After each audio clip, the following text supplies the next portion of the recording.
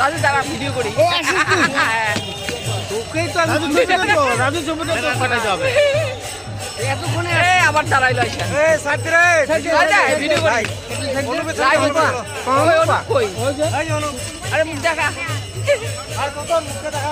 মুখটা দেখা। রাজু সামনে যা, তোর মুখ দেখাই। এই তো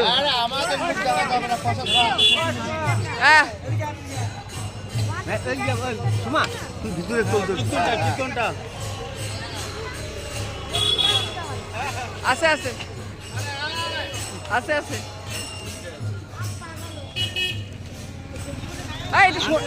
তুলছিস কি পূজা এখানে নাই, কি চলতেছে সেটা কীর্তনের তো কীর্তন তো এইটাই।